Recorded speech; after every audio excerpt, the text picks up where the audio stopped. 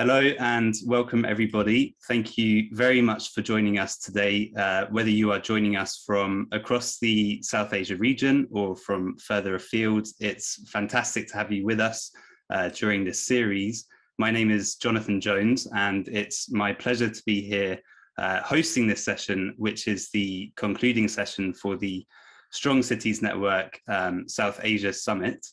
Just to say a few words on where we started with the summit, on Monday we opened with really a region-wide discussion on the current threat landscape in the region today in terms of violent extremism. We had some really excellent experts set the theme for the summit, as well as some representatives from multilateral bodies active in the region.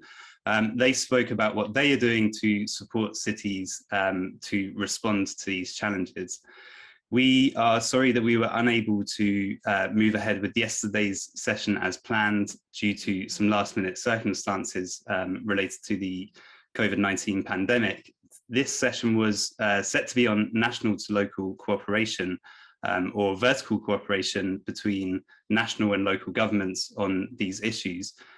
However, we very much look forward to re-engaging you all on this topic in the near future. Today's session will focus specifically on multi-stakeholder coordination and mechanisms for facilitating multi-actor partnerships at the local level. We will also look at the critical role of youth and civil society in their roles in a whole of society approach to preventing and countering violent extremism. Now, we have heard the terms multi-stakeholder or multi-actor or whole of society recently become commonplace and indeed synonymous, I think, with how we approach preventing and countering violent extremism at the local level. However, to understand what this actually means in practice, I think is crucial if we are to translate this down to the local level and to local contexts, and indeed to understand the unique and vital role that cities and local actors therein can play in these efforts. So what we will aim to do in today's session is to understand who these actors are that can play a role in multi-stakeholder partnerships for prevention of violent extremism at the local level, to understand where the best practice and thinking is on how to do this effectively at the international level, but also perhaps more importantly, how this can be implemented effectively in regional and local contexts. Following our first keynote, we will have two panels today that will explore these questions, I hope, in much more detail. And I'm delighted to have a host of really important speakers with us today for this session. The first panel will bring together representatives from 3 locales around the world. We have Isiolo County in Kenya, we have Kumanovo in North Macedonia, and Saida in Lebanon. They will share their experiences of multi-stakeholder coordination at the local level. We are also delighted to be joined by representatives from some truly impactful community-based organizations from across the South Asia region who are implementing a whole range of programs in their local communities and beyond. We will finish with another keynote speech from one of our colleagues, a member of the Young Cities team. Young Cities is the Strong Cities Network youth pillar, and they will conclude today's session on the critical role of youth inclusion in a whole of society approach to prevention. So to provide a brief background on the work that we have done as a network in this area, the Strong Cities Network has worked on multi-stakeholder coordination in several contexts. We have developed what we call a local prevention network model, or an LPN model, which ultimately brings together individuals at the city level who reflect the relevant sectors that exist in a given municipality or county, and who are relevant to efforts, prevention efforts at the local level. We piloted this first in 2015-16 in the Middle East, and we have seen some of that modeling adopted and adapted to contexts such as in Kenya and North Macedonia. And we are pleased to be joined by some of those representatives today who can talk in more detail about these local initiatives. In addition to supporting that work at the grassroots level, we've also produced some important resources that I hope are of use to partners from across the South Asian context and indeed further afield. One of which was authored for the South Asian context, specifically Bangladesh, but also draws on international examples of multi-stakeholder working. This toolkit is on multi-agency models for preventing violent extremism. Another is our East Africa toolkit on the implementation of county action plans and local action planning that draws heavily on the Kenyan example I just spoke about.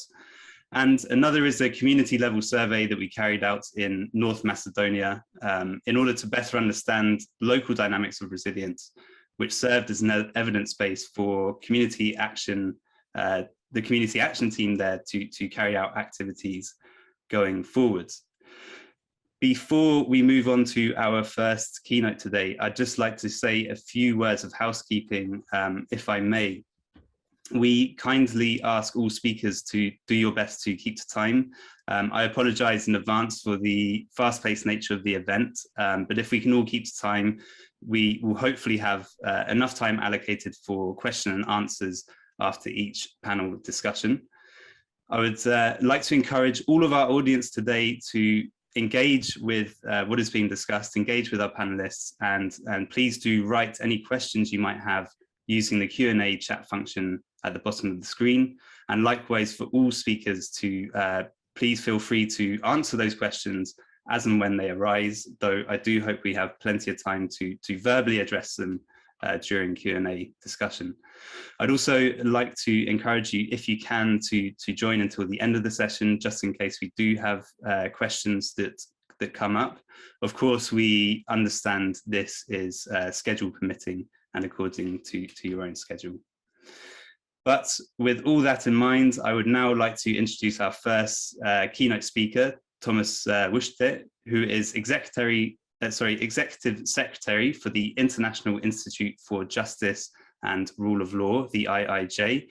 The IIJ recently released a training curriculum specifically on this topic of developing multi-actor PCVE intervention programs from a whole of society and do no harm approach.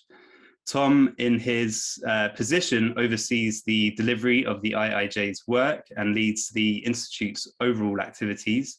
And Tom was the senior expert on the IIJ's training curriculum I just mentioned, and to which he will now talk more about. So without further ado, Tom, over to you. The floor is yours. Thank you, John. And good morning to everybody. Good afternoon. And maybe there's a few of you that I'm saying good evening to. It's a pleasure to be here. As already noted, my name is Tom Wuchte, and I'm the Executive Secretary of the International Institute for Justice and the Rule of Law. Before I start, I would like to thank the Strong Cities Network for inviting the IIJ to speak at this important event.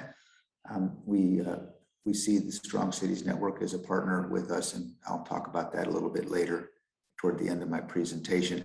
And I would just note that thank you for the warm introduction. I was a senior key expert on this project, and last week at the Strong Cities Network Africa Summit, Adrian Cabajo, Spanish program manager in the IIJ, was the key expert on the project, running it overall with the European Union as our funder. So we were really pleased to work in the Africa Summit one last week. Of course, that's one of our key constituencies that we work with here at the IIJ. Now, some of you might already be familiar, and this is Strong Cities Network event, so I'm not here to promote the IIJ, but I would like to give a little context. The IIJ is an intergovernmental organization that provides rule of law-based training to lawmakers, police, prosecutors, judges, and other stakeholders. Similar to a lot of the work you're talking about the last few days in the summit, addressing terrorism, but I would also emphasize transnational and criminal activities, because in many countries, it all overlaps into a great big interagency effort. Our mandate is global in nature in general, but in principle, we're really focused primarily on Africa, the Middle East, and more lately, South and Southeast Asia, as we've sort of followed some of the trends in the counterterrorism world. As you know, tackling the complex nature of terrorism requires multi-actor collaboration, and the IIJ is part of the Global Counterterrorism Forum, 30 like-minded countries, and we are considered an inspired institution. Our main effort is to implement some of the memorandum that are adjusted, and many of you on this call, I'm sure, have participated in GCTF meetings. Now, policymakers and practitioners have addressed a key ingredient is effective collaboration. I'm always fond of making the distinction between collaboration and cooperation. And collaboration, really in the spirit of this guidebook, which I'm about to talk about, is how you all in your local context, even up to the national government level, collaborate together, which is everybody starting at the beginning of the process to come up with a plan that makes sense to address such things as violent extremism and radicalization. Often cooperation involves, I have a good idea, I'm trying to sell it to you to let me come in and do this training for you. That model might have worked 20 years ago. I don't think it works very well where we are today in the international environment in counterterrorism and violent extremism. It's important to identify, intervene, redirect, and support individuals who are assessed to be vulnerable to, at risk of, or already on the path of radicalization, and expressed interest in engaging in terrorist activity, but have not yet committed crimes. I think that's very important. The success model is nothing's happening. Of course, that doesn't excite donors. It doesn't, hard to articulate in metrics, in monitoring and evaluation, but we're here to talk about prevention. Now, a number of programs such as this exists, but nothing really, few training tools we found exist to support overcoming the concept of getting the interagency together, whether it's at the national, the regional, or the local government context. That's why the IIJ, with the support of the European Union, launched this project in November 2019 to address this gap by designing the first of its kind training curriculum. It's a little bit drawn from, I mentioned GCTF in the beginning. One of the things that the GCTF did several years ago was called the Washington Rabat Memorandum, and it was focused on the homegrown terrorism issue. You recall there were these attacks in Charlie Hebdo, the Rampala in Spain. So how did we get ahead of that from a interagency and criminal justice?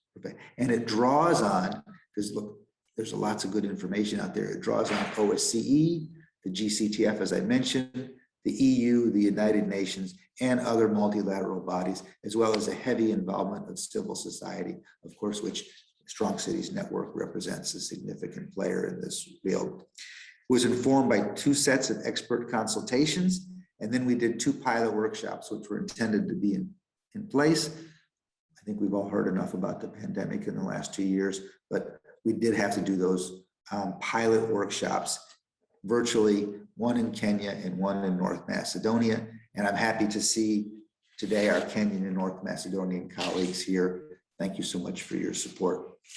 Finally, the curriculum was launched at an online side event during the UN Counterterrorism Week back in June and July.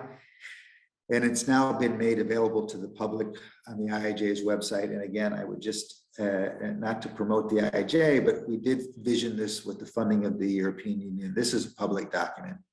It's there to be used. And of course, we're happy to partner with you on it and figure out ways to take it from being something that sits on the shelf to something that's practically used.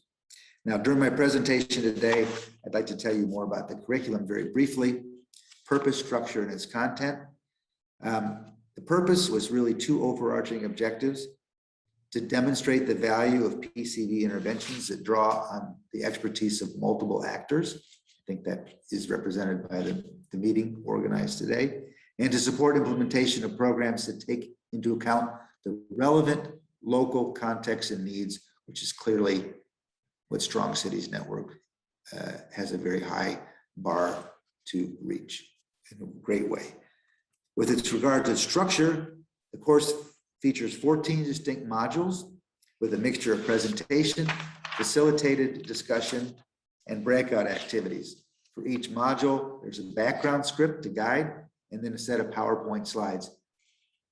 It is designed that you can download it and you can figure out what meets your local context best, and you can actually deliver the training without anybody's help. And we also have all of our consultants that contributed to the development of these modules available if you'd like to get a little more insight on what it means. For example, one of the modules looks at the do no harm approach. One looks at theory of change.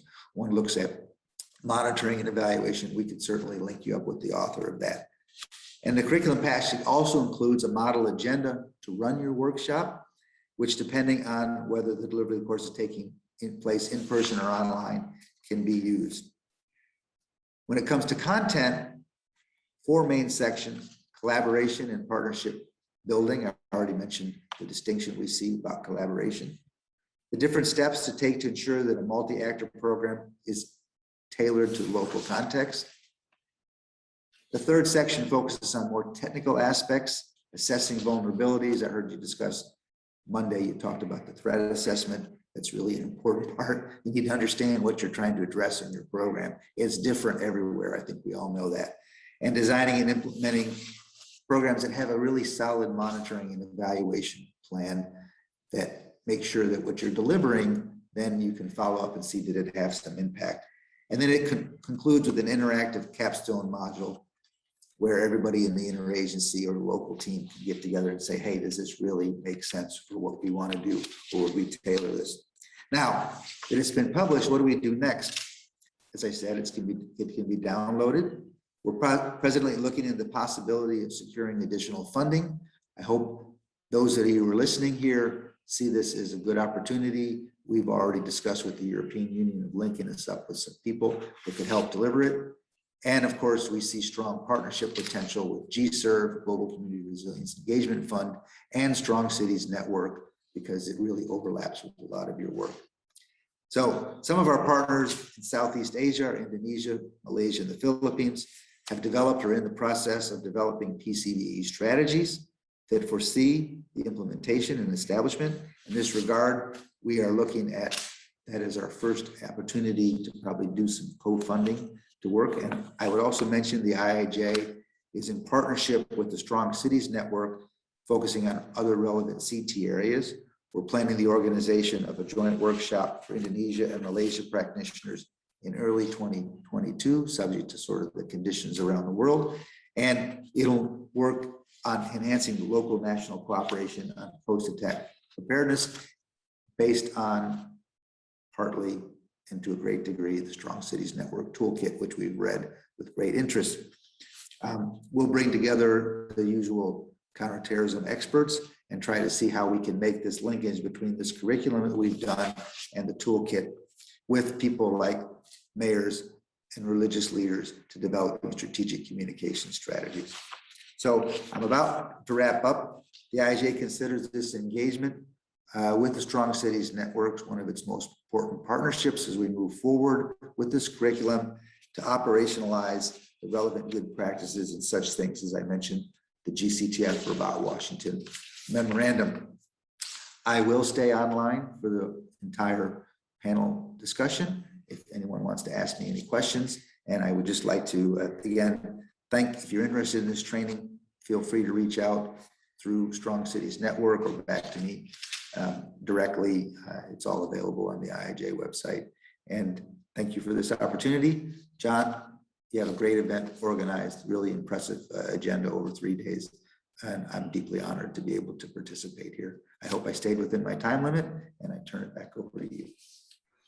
Tom, thank you so much. That was really excellent for, I think, setting the tone for the discussion today.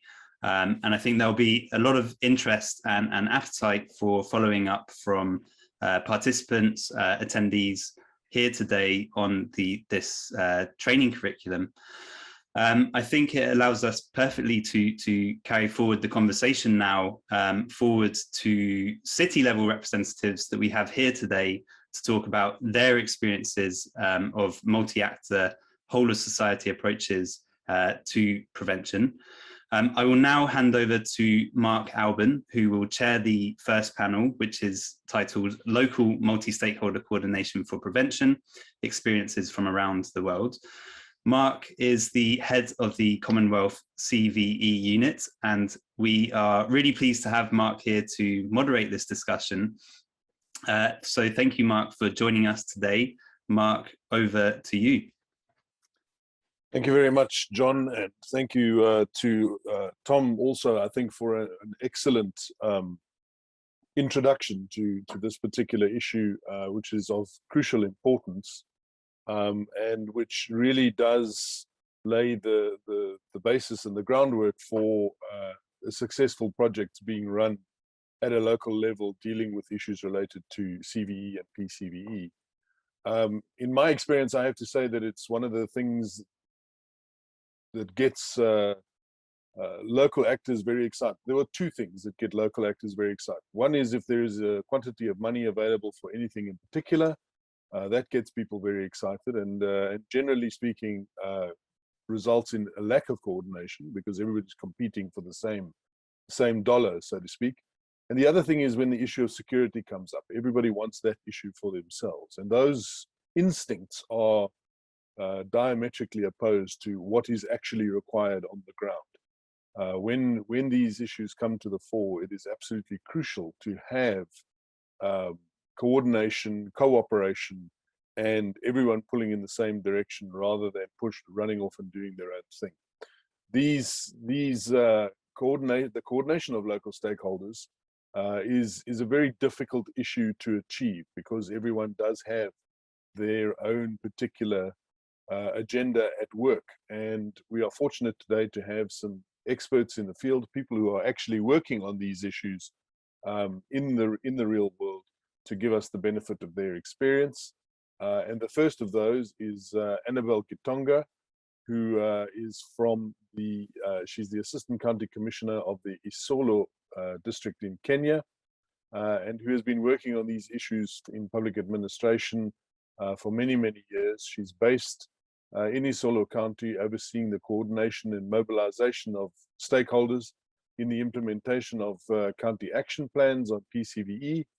And she's a champion of Women in Peace and the Kenyan Interfaith Council. So without too much further ado, Annabelle, I'd like to give you the floor and give you the opportunity to give us the benefit of your extensive experience in this area. Annabelle, you have the floor. Hello, everyone.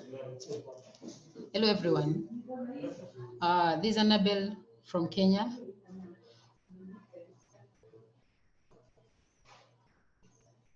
We can hear you, Annabelle. Please go ahead. Okay, thank you so much. This is Annabelle Gitonga from Kenya. And basically, I'm going to give an experience of the multi-sectoral approach in tackling CVE and an experience of Isiolo County. In the year 2016, the National Strategy on Countering Violent Extremism came into place. This is a national strategy, and that's required every county to come up with its own county action plan. And Isiolo was able to marshal various partners through the county and the national government and various stakeholders, non-state actors, to come up with a county action plan that we call the Isiolo County Action Plan on Countering and Preventing Violent Extremism. The action plan was launched in the year 2018, and it's a 5-year plan that basically oversees the implementation of various activities in PCV issues. Under the county action plan, under the national strategy, each county is required to have 9 pillars, and they are able to again add a few depending on their local situations. So Isiolo added an extra 3 pillars that made it 12 pillars under the county action plan. All of them have been under implementation in those years that the county action plan has been in place. And under the county action plan, there's a body envisaged that's referred to as the County Engagement Forum on PCV. It's the responsibility of the County Engagement Forum to oversee the implementation of the various, basically the pillars by the various actors. So that's where now we come in as the Office of the County Commissioner to oversee and coordinate the implementation of all the pillars. Under the County Action Plan, I mean the County Engagement Forum on PCV, the forum is co-chaired between the County Commissioner and the County Governor, who is a political appointee governing the county, the Isiolo County, or in the absence, to nominate a person who is able to handle the activities of the County Engagement Forum. Basically, the multi-sectoral approach, I mean, the stakeholders now come in because the County Engagement Forum is composed of various stakeholders in the society that are doing various activities on PCV, the civil society, the business community, the national government departments that have one issue or two in tackling the issues of radicalization and violent extremism. We also have the faith-based organizations. We call them Interfaith Council. We also have the youth representative, the women representative. It's a bold, big body that brings together the experiences of so many stakeholders in bringing on in terms of their resources, in terms of their opinions, and even in terms of time, in tackling the issues of radicalization. So basically, the County Engagement Forum is domiciled at the County Commissioner's office, who coordinates the various stakeholders for ease of mobilization and coordination. But we also have quarterly meetings that we meet to review our progress, to carry out monitoring and evaluation on the various activities that we are carrying out. And out of this, we've been able to come up with we look at the 12 pillars that under the cap, and then we realized that we are so broad. So the County Engagement Forum again sat down and agreed that we can have a few of the pillars. We zero down on what is very important at a time. We draw a yearly plan that sees the implementation of the various pillars. So currently we are implementing 6 pillars. That's on economic pillar, the political pillar, the gender pillar, and then there's the issue on there's the gender pillar, there's the political pillar, economic pillar, there's law and security, and then there's online and media and online. We zeroed in on what was able to bring in more results at a faster time. We've had our success stories, for example, the involvement of various stakeholders who bring in their resources, their times, their experiences in tackling the issues of PCV. And as maybe many of you may be aware, Isiolo town or county basically hasn't been hit by, for example, on issues of attacks. But what the biggest challenge that we have here is on the recruitment of the youth and radicalization of the same. So we basically zero in on issues of education, sensitization, on involving the community to do reporting to the security agencies, having closer relationships with the security sector, having NGOs and CBOs that have economic empowerment of the youth so that we are able to pull them away from the various areas where they're being radicalized.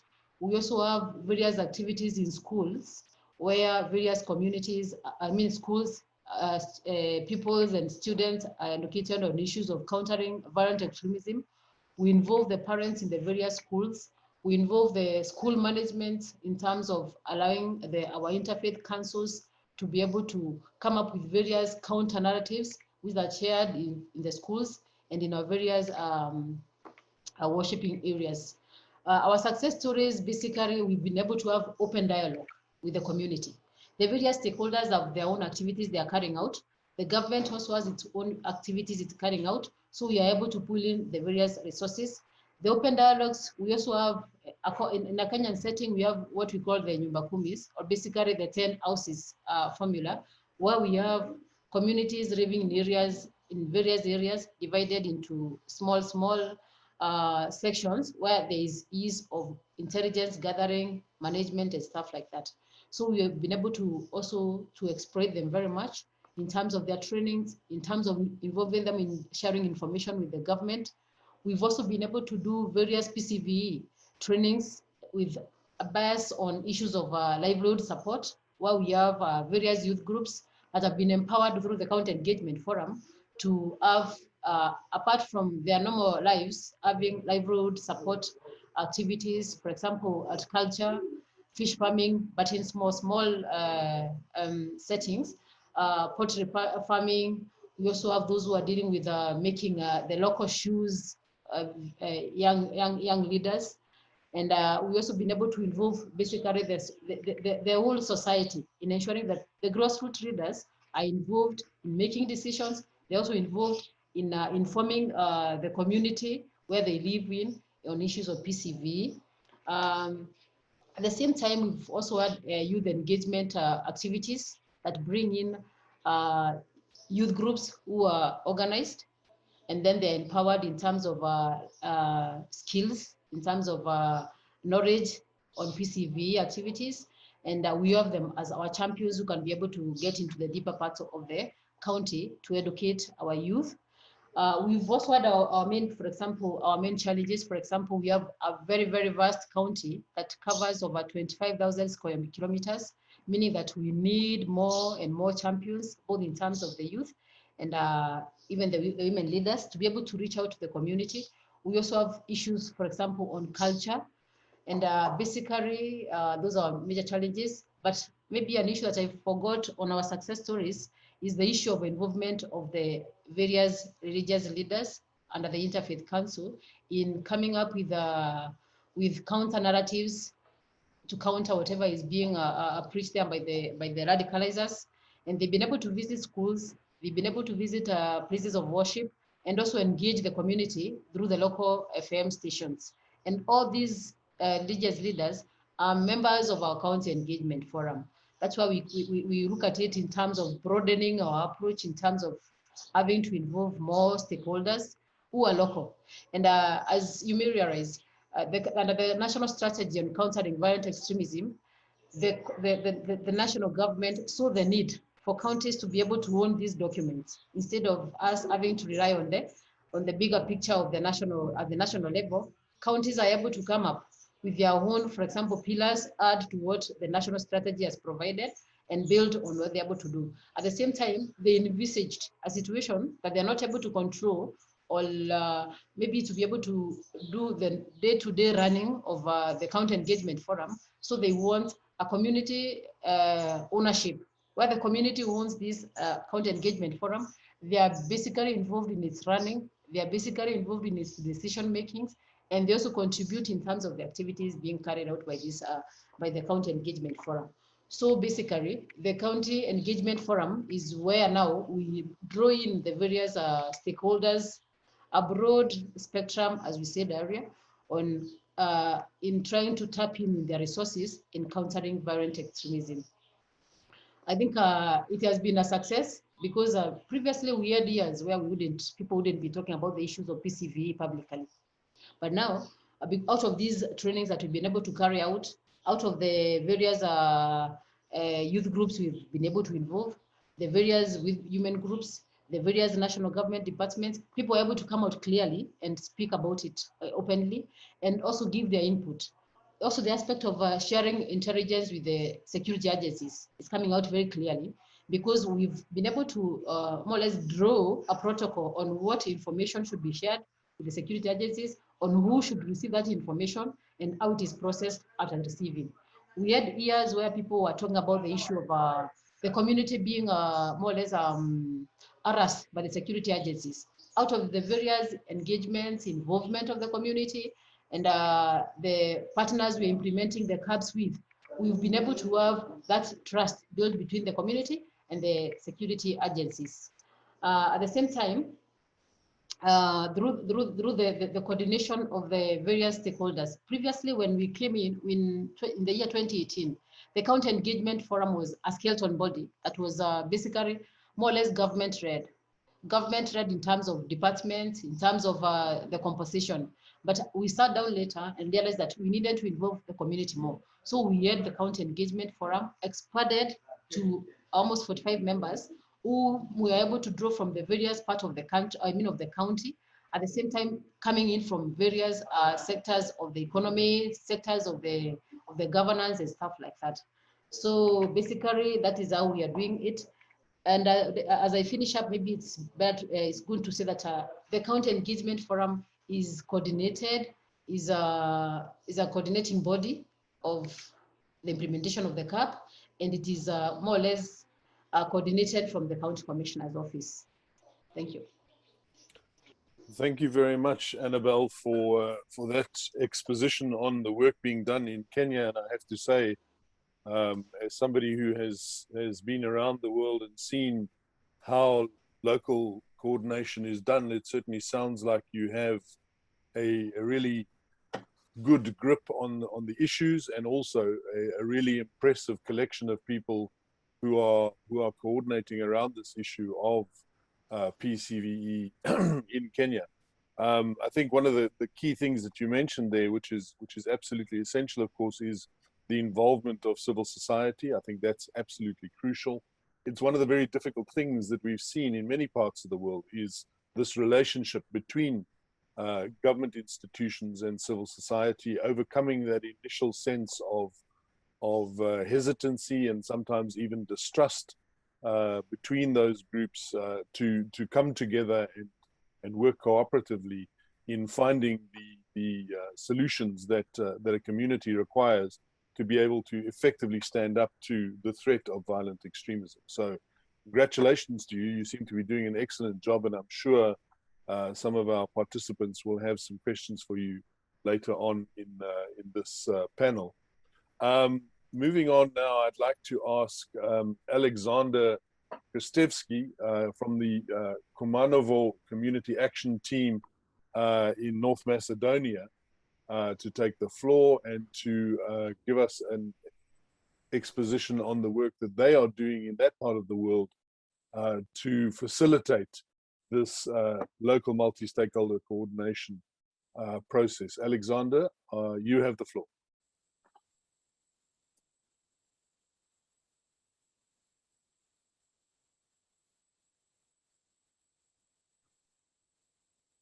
Aleksandar, we cannot hear you, unfortunately.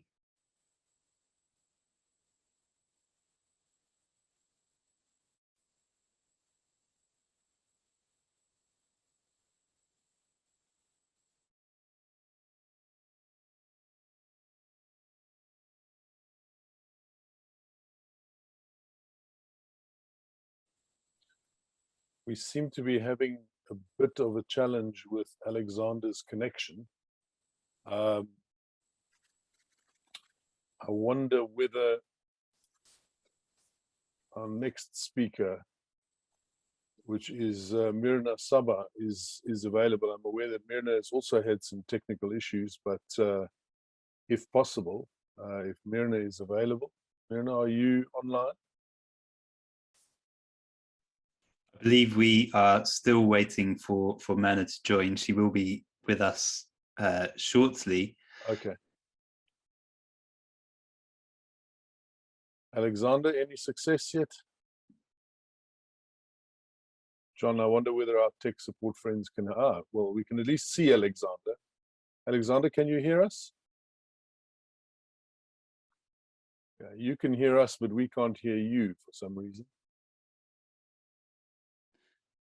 I wonder if while we get Aleksandar set up with the audio, I have a quick question for Annabelle, just based on what Mark mentioned there after your presentation. Out of interest, what is some of the work that, in your experience in Isiolo County, that you have done to, if there has been cases of hesitancy or resistance between local government and civil society organizations, what can be done there to overcome some of those challenges to cooperation? Sorry, Jonathan, maybe you can repeat the question again. Yes, sure. I'm interested if there are any examples that have been done to overcome any potential barriers to cooperation between local government and civil society organizations. Okay, thank you so much. I think basically, and what we did from the beginning, when we were forming the county engagement forum, was a matter of trust building. That each of the partners, the civil society, were implementing various activities on issues of security and PCV. They're supposed to do a presentation to there's the body called the County Security and Intelligence Committee, so they're able to be vetted out on the various activities they're carrying out. And after that, they do a presentation now to the full county engagement forum, presenting all the activities they're going to be carrying out. And what we normally, for us to be able to build that kind of trust is involvement of all the stakeholders.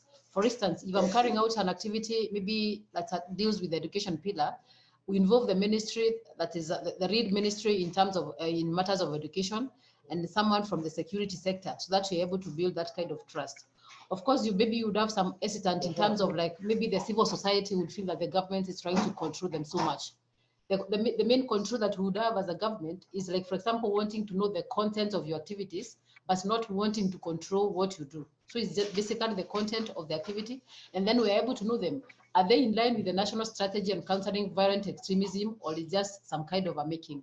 If they're not, then you are accordingly guided for us to be able to work in tandem with what the national government has formulated. Thank you. Thank you very much, Annabelle. We have another question, and the question comes on the chat. It's the question is CSO hesitancy to PCVE programs perceived as counterproductive, or even as the CSO being sympathetic to extremist groups?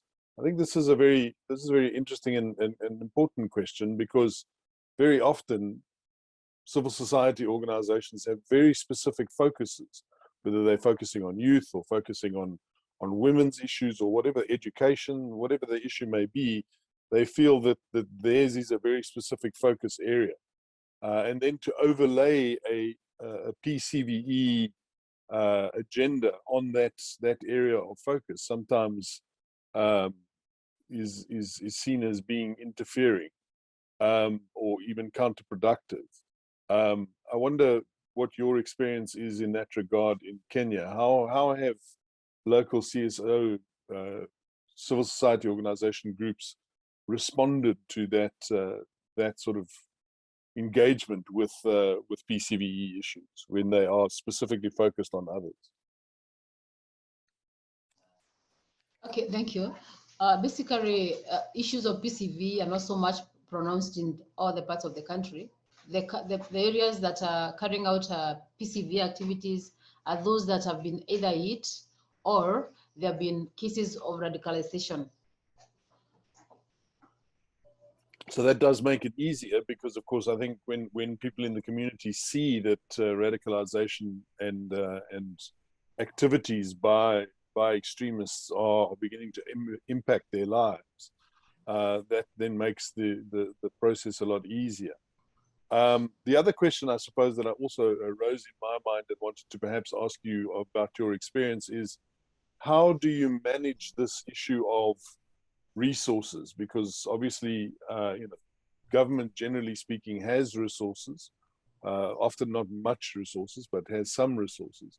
And there is always a requirement for resources within the community, whether it's community organizations, whether it's institutions such as schools and so on. How do you manage that issue of balancing expectation in terms of resources and the reality of availability of resources? Okay, thank you so much. And basically, let me begin by answering your first question on, has it been easier or have we been able to get some resistance? Let me say that in the earlier years when the PCV activities were coming up, there was even a lot of resistance, not only from the CSOs, but even from the local community itself. Why? They felt that they were being targeted in terms of, like, for example, why is it that the government is carrying out various, for example, sensitization activities on PCV in a particular area of the country and not maybe a place like maybe Nairobi, where the capital city is?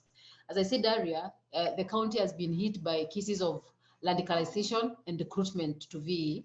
And the community basically from the word go, it's not yet over yet, was hesitant in terms of working very closely with the government, in terms of sharing intelligence, in terms of even awareness itself. But even the CSOs who came in at the earlier stages, carrying out PCV activities, faced a lot of resistance. We've also had maybe, for example, religious leaders who were victimized because of them coming out very openly and condemning radicalization and recruitment on the same. But with time, slowly by slowly, they've been able to pick up and understand. The biggest advantage has been the using of religious leaders to be able to reach out to the youth, to come up with counter narratives on, for example, what does this, if the radicalizers are using this particular narrative, what is the counter, what is the actual truth about all this? And we've been able to educate the community, educate even government officers themselves. And then on the issue of resources, on the issue of resources, please carry on. On the issue of resources, what we normally do, we come up with a 1 year work plan that we carry out on various activities. And we haven't been able to receive a lot of direct funding from the national government directly. Those who have been funding us, let's say, basically are the partners who are implementing the activities, and the national, the NCTC, the National Counterterrorism Center, that, for example, does training for our members, support us through training even the local communities, the Nyumba Kumis, the 10 houses I talked about, and the security agencies, the national government administrators. They basically, the national government supports in terms of training, in terms of education and awareness creation, both for the government officers and selected groups or readers in various sectors. Our activities are more or less supported by our partners.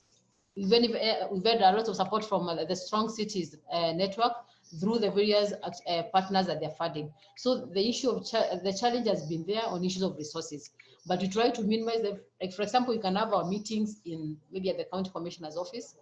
Instead of us having to have the meetings in hotels, we can use government facilities for the meetings instead of us having to hire the venues.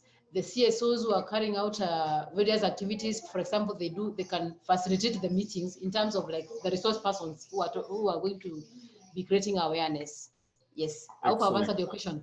Yes, you have, and I think the key point that you make is that one has to be creative about how you can exploit the resources at your disposal. Annabelle, thank you very much for those explanations. I believe that Aleksandar is now available. Aleksandar, can you hear us? Yes. Excellent. Aleksandar, thank you so much. I think you've had some technical issues, but I'd like to give you the floor and ask you to please proceed with your presentation. Just 1 second to fix everything here on the desktop, to translate, to make it, because I don't have in my phone. No problem. Just give me 1 minute more. No problem. To make it here. We can hold on for you, and while you do, we'll just mention that, of course, experiences around the world are very different in different places. The dynamics of each city and each environment is different, and also the actors are different, and the way that these things come together gives us a very different understanding of the way that coordination amongst local stakeholders can take place. In Kenya, there is a very well-established county system. I'm not sure what the system is in North Macedonia, but I'm sure Aleksandar will give us an explanation of that in a few moments. But I think the experience that we've seen around the world working on these issues, and I'm sure John will agree with me on this, is that each one is unique and requires a unique set of solutions to addressing the issues of local coordination. And hopefully Aleksandar will be able to give us the benefit of his experience as soon as he has his documentation ready. So Aleksandar will just give you a moment or two to get it all up and running, and then we'll have your presentation. Thank you. I think I fix it. Just to put here to everybody watch also, to don't be just on the writing.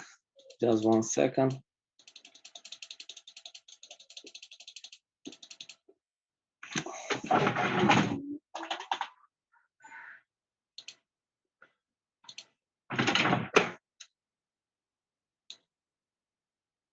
I think it's good to go now. I just put,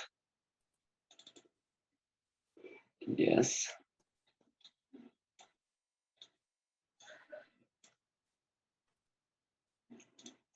Do you see now the presentation? Not yet, no. I think you have to share your screen.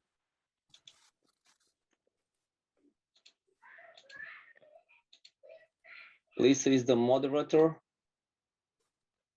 I just sent to the Lisa. Okay.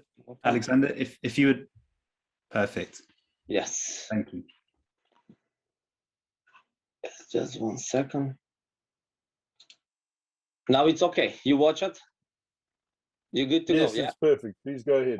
I apologize, Mr. Mark, because I have home problem because today we don't work. Today is national holiday in our country. Is the Saint Kirill who make the Cyrillic letter, and we don't work today. But it's our pleasure to be together today and to share some information. First of all, my name is Aleksandar Kustevsky. I work in Municipality of Kumanovo. I am the head of the sector of international cooperation and EU integration. We also do the strategy planning, policy making, monitoring, and local economical development in the city. In the presentation, how you can see, but I don't know, it's going or no? No.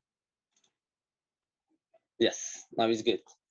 In the presentation, we do everything for our city, what kind of cities, what we do, what we finish, and what we will do the next year. Same like you can see, the Kumanovo is the largest city and municipality of the North Macedonia. This number is 103,000 is for 2011. Now we have the new estimating of the population of the inhabitants is approximately 120,000.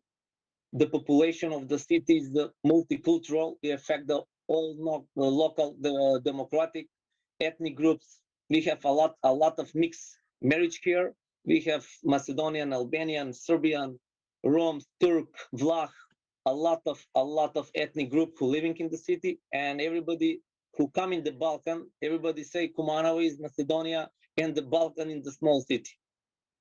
The municipality and the local community is extremely important for prevention of the violent extremism, and we can speak about that and we can tell you why, because the municipality can create. You can go to the second slide. Yes, thank you. They can create the strategic plan of the community following the state legislative and the national strategic priority of the community. Also, we know exactly who is the local community better and national authority in the city, which allow them to deal with the extremists in the all loot. And we are in the better position to coordinate with the local actors, the partners, activity. Also here, we include the religion, NGO sector, and also they can also use the different local means and experts to work together in the field prevention of the local and the violent extremism. We can also go to the next slide. In the March 2018, the government of the North Macedonia adopted the first national strategy of the prevention of the violent extremism according the local action plan, and identificate to know and need the form of they call the community action team to each municipality. The national strategy will development of the national committee of the violent extremism and terror in the country terrorists, in which the government advisor and coordinating the body complement the 22 ministries and institutions in the country, and the community action team integrate in the national committee and informing the local policy activity on the country also. And the community action team, the CAT, we have a lot of responsibility. You can go to the next slide.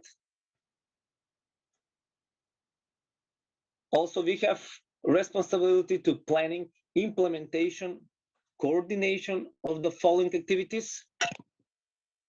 And we pick up some of them. Also, the preparing and updating of the local action plan harmonies with the priority of the national strategy of the action plan. That means everybody in the country, every municipality have different strategy, facilitate exchange of the information between the different local institutions and organization, to be in the fast level, to do the fast to exchange the information very fast if we have some issue, coordinate activity with the national action plan, working with the primary and the secondary school to prevent the extremism influencing of development to the young people. And this was the key, one of the key in our municipality, and we work hardly in this area. Later, end of the presentation, we can talk about our experience about that. Also, identification of the factor who push and pull individuals toward to the violent extremism in our city in Kumanovo, raising the public awareness of the negative social impact of the violence extremism group, establish of the and non-government actors. What we say that before, that's all the key of the city, the non-government actors in the municipality, and build the cohesion of the city, and resisting to the polarization and extremism in the city. This part was also one of our key, because with this part we fix our radicalism to our TIFO groups, because you know the soccer, the basketball here is the high level, like all Europe, and we fix a lot of problem with combine the local NGO sector and also the religious groups. Also exchange the knowledge, the models can stretch the resistance on the community and another city and community inside and outside of the country. And another ad hoc activity what we need. We can go to the next.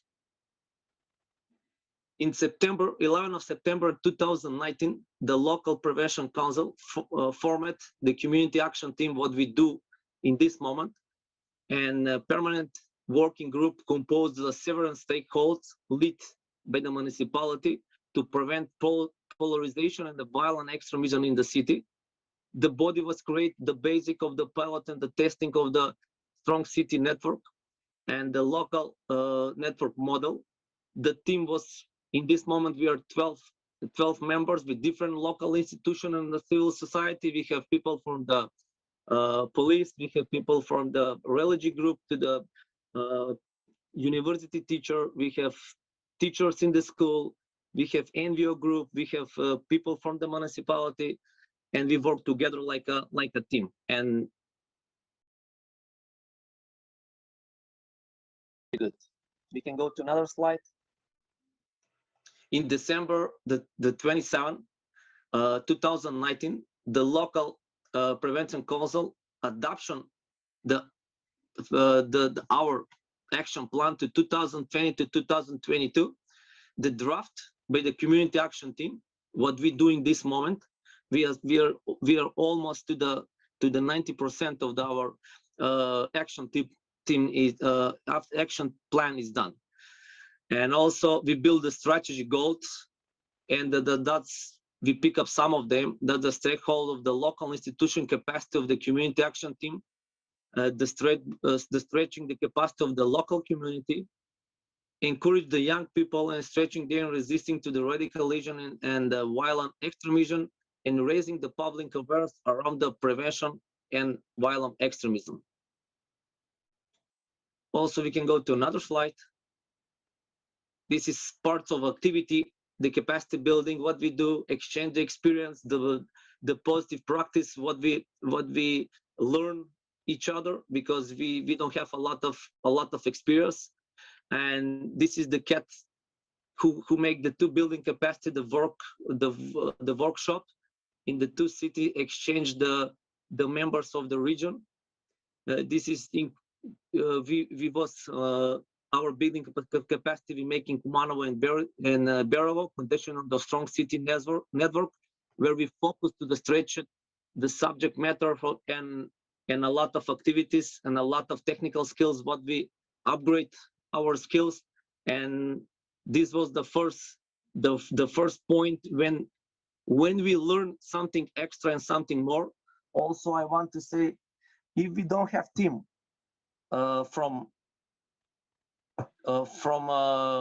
strong city network, I will say Simeon Dukic, Besim Dogani, and Professor Veton, we will not be what we are in this moment. We have a lot of pushing for them. They help us with everything. They share the whole positive practice, what they have, what they learn, and we are thankful to them because they worked with us together. Also, the municipality from Chair and Gost Steward of North Macedonia and Albon from Albania, we are organizing in November 2019 and the March 2021 also the workshop with them, and we share our positive practice.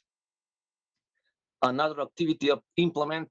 This is couple of activity what we do in January 2020.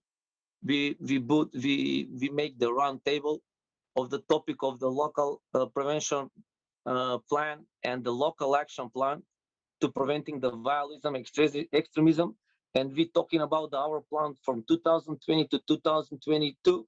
And in that open table, we discuss what we do in our plan and what kind of activities we want to make to finish in the 2020. We have another activity was vacation, or one of I will say one of the big day for us to the International Women's Day. In 2020 and 2022, we make the community action team organize and literally composing of the topic the women, peace and security. And in this event, now is the second year, we involve the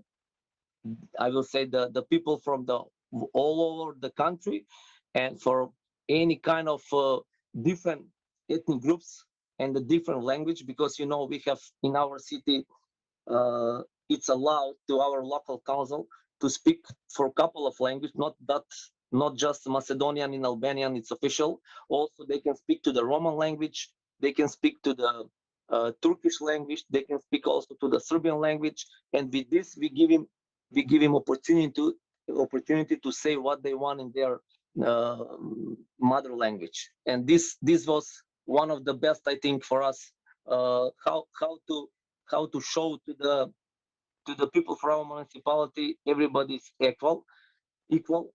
This is also community action team community to develop the action online following the outbreaks of the pandemic, because everybody was affected of the COVID-19 crisis, and we start to do the online organization of some of our activity plans. And this was the first one when we do the video presentation of the elementary and the high school, and the goal show even in the public cries, in the healthy cries, the tolerance and education are always present and to the different backgrounds of the young peoples. This is also some parts of activity implementation of our plan of 2020-2021. Same like we say before, the training of the sport workers in the order of the race, the awareness raising around the issue, supporting the violent extremism, identification early of the radicalization, because we have here almost the all sport fans for the all clubs in the city and also in the country.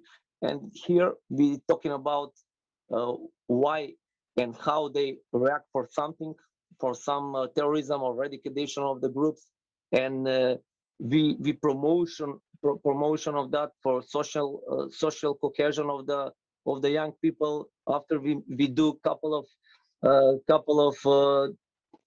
of meetings together to see they don't have a lot of difference, and they work together.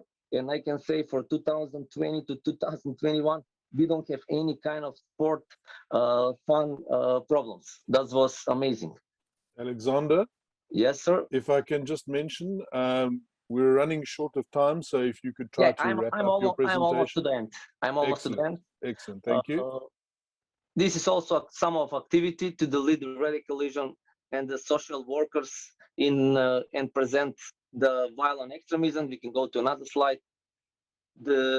Finally we have the municipality employers 2020, and now we have this month in December, the 2nd of December, we have the also employer of the municipality to know how to react and how to know to prevent of the violent extremism. And we have another activities before the march. We can go another slide. We have the CAT members together from Macedonia, Chair in Kumanovo and Elbasan from Albania, prevents the positive practice and share our positive practice. And most important thing is this community resolving study we're doing in February 2020, and this will be key how we react and how we do our plans. We have a couple of goals here, and provide the basic listing of the parts of the local prevention plan and set up the baseline for the monitoring and evaluation of the community war impacting the CAT. Here we find we make the scale of the resisting to the radicalism and extremism to the questionnaire, to the engage to the local institute and prevention. And here was the key to know exactly what part of the city have, I will say, point of the radicalism and extremism. And we, in our plan, we will do now the new one in 2022 in the February, and we can know how and how much we fixed the problem. In this plan, we know exactly what's the problem to the local community and how they want to fix the problem. Thank you so much for giving me opportunity to speak for you guys, and thank you for the attention. If you have some question, I'm here for you guys. Aleksandar, thank you very much for your presentation. I think one of given the time that we've run through, and also that our last speaker isn't going to be available today, we've decided that what we'll do is we'll leave the questions to the end of the session. So if you could stay with us until then, I'm sure there will be some questions from a very interesting presentation. And I think what really comes out of this presentation is the importance of working in a multicultural environment. You know, Annabelle was talking about working in Kenya. That tends to be, I think, a more homogeneous cultural environment. Yours is a very multicultural environment, and I think that brings a number of challenges which are very different. And I'm sure some of our participants will be very interested to see how you have dealt with those issues, and I'm sure they'll have some questions for you. But in the interest of time, I think we're going to move on directly, and I'm going to thank both Annabelle and Aleksandar for really interesting and very, very important presentations with a lot of information and a lot of detail for our attendees to consider. And I'm sure, as I said, they will come up with some questions towards the end of today's session. But in the meantime, I'll hand back to John, and thank you both for your time and your presentations today. Great, thank you so much, Mark, and thanks again to Aleksandar and to Annabelle for those. And just to echo what Mark said, I think there are some really exemplary examples that you've shown at the local level for what multi-action or multi-stakeholder planning can look like at the local level for these issues. I've just seen a question come up, Aleksandar, if these slides could be available to circulate to attendees today. Is that possible? Yes, why not? Brilliant. So I can circulate those to everyone in participation today after the close of the summit. Thank you for that question. Without further ado, I'd like to move on to today's second panel. As I said this morning, we have really a range of fantastic local community-based organizations to talk about the work they are doing across the South Asia region in their local communities to prevent and counter violent extremism at the local level.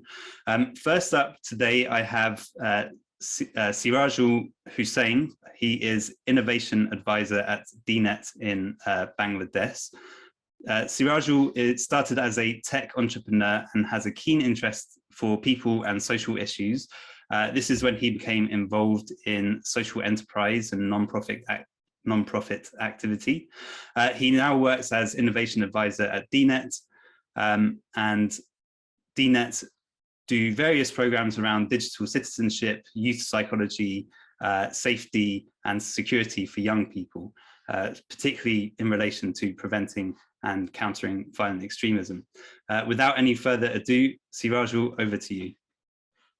Thank you, and thank you all, because I have very short time, I think. So I will not go for introduction anymore or addressing you. I just go to the content what I want to share. Good evening and good morning to everybody, wherever you are. First of all, as I was introduced that I came from the corporate commercial technology area, so I am little bit different in mindset from the CSOs and the culture of CSO. So I had always some kind of different perspective of what is happening in this universe. So I took it positively. I tried to learn the culture of the non-profits and how they are working in our country in the sector and also in different sectors. In addition to that, I also tried to learn the psychology and the mentality of the donor community. I heard that there was little criticism before. I support that, because these donor community, the international donor community, the big donor community, they are very static. It's not their problem. Whenever an organization is very large, they become very slow, like any government. So I don't say it is their problem, but I see that issues like violent extremism, there is some kind of a struggle there, and there is some kind of inefficiency there, that it happens, everybody works, everybody is fantastic, the project is finished, but the outcome is almost zero. It's not working. With violent extremism, activities are happening in Bangladesh from last 10 years, more than 10 years. A lot of experts from abroad, university teachers, they are writing research papers. The implementations are going on in the field, but we think, many people think it didn't work. It didn't work. So why it didn't work? Whatever we try to understand when we involve in these activities, we try to understand that if I want to define violent extremism in one line, and that is, the extremists are those people overall, in a nutshell, that who are trying to solve a complex problem with a simple solution, missing the complexity of the issue they are working on. So I have no disrespect to the extremist. I do not disrespect any people, any person who is living in this world, because if you see modern civilization, the political advancement and everything, you will see that extremism actually worked and benefited many people in many ways, in many countries, in many societies. So with that respect, I'm saying the biggest problem we see, that they are actually trying to solve a complex problem with a simple solution. So if we take the same approach, we will also fail. So what we try to do is we try to see the whole problem in a systems thinking model. Systems thinking model, that you see the whole society as a system. It's not, you don't see, or you don't focus in specific components of the society, then it will not work. So the V dynamics in every country, every society is very complex, and it has very different social and political fabric. And if you do not understand this fine structure of the fabric, actually you will not be able to prescribe something which will work. So what we try to do, we try to implement local innovations in every sector, try to understand everything again and again that why it is happening, what are the reasons, how can we solve the problem. Of course, we try to learn all over the world what is happening in all around the world. We learn from there, but when we try to find a solution, we concentrate on the local environment. So when we applied the systems thinking, we tried to apply it in a 6-degree approach. It's not only the role of the civil society in a whole of society approach, not only including multiple organizations. We tried to include multiple disciplines. We tried to include multi-layer involvement, because if it is not a 6-degree process, that from whole 3 dimension you have to think about it, then you can also only solve the problem. And we also try to think it as a double pyramid model. It's not that there is a single V pyramid, there is a double pyramid.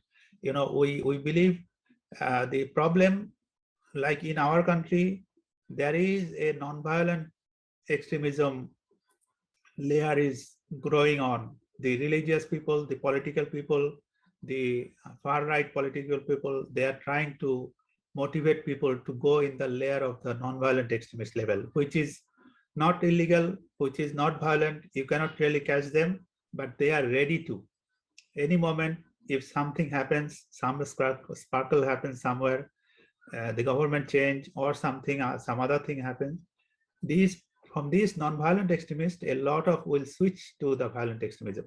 So we believe that if we want to tackle violent extremism, we have to concentrate on the non-violent extremism layer. And to tackle that problem, we think there should be 3 different approach. One is this psychological layer, where you have to consider from the school level that if any one of them is showing any kind of signs that can endanger. The second layer is the social level, that socioeconomic level you have to take care. And the third layer is, of course, the security level, where the police and the counter actions are actually working. We try to implement all these 3 things. Here in Bangladesh, we have many projects. We have a school level actually 2 school level intervention projects with the help of the State Department of USA, where we actually train the teachers to find out the symbols or the psychological signs or some kind of psychological issue or whatever their activity. If you can observe them, you will find them that they are vulnerable. So if we look at that vulnerable people, and if we discuss with the parents, then we can stop somebody very early from going to be an extremist. It doesn't matter that he is going to be extremist. He can do suicide, he can commit suicide, he can do other criminal activities. But in the school level, if we see the vulnerability of some kind of psychological symptoms, then actually we can prevent it. The second level is the education level. We have another project where actually we apply digital citizenship approach for political communication and freedom of expression, because we all know that violent extremism grows where where people are silent, where the silence is applied, where the restrictions are more and more in the society, which we are seeing now all over the world. The self-citizenship is a big danger that is coming out, and some of this self-censorship started from the overaction of the security people to prevent violent extremism. So I think this is the next level of danger we are facing. So this digital citizenship approach for freedom of expression, especially on the internet, I think this is another multidimensional approach. And the third thing is we are working on, we worked on actually, that is engaging young people to various activities where they themselves will act as a agent or teacher to that is some kind of peer learning. So in this way we can actually do something where the organically actually the knowledge will spread and understanding will spread. Sirajul, if I could kindly request you wrap up your presentation, please. Thank you. Sorry. So I think that from our practice, we want to suggest that multi-sectoral and multi-dimensional means we actually try to practice a whole society, but in multi-sectoral way and in a multi-dimensional way. Thank you. Thank you so much, Sirajul. That was really insightful remarks and presentation on what Dnet is doing. I owe an apology to Mossarat. Mossarat Qadeem is here to chair this panel. Unfortunately, I could not see her within the panelist screen, but I believe she has now joined the panel room. I will hand over to Mossarat to chair the rest of this panel. Just as a quick introduction, Mossarat is Executive Director for the PAIMAN Alumni Trust. PAIMAN Alumni Trust is a pioneer organization in preventing and countering violent extremism in Pakistan. And Mossarat is internationally renowned for her work on PCVE, de-radicalization, and women, peace and security issues. Mossarat, I hand over to you now. The floor is yours to introduce our next speaker on this important panel. Thank you.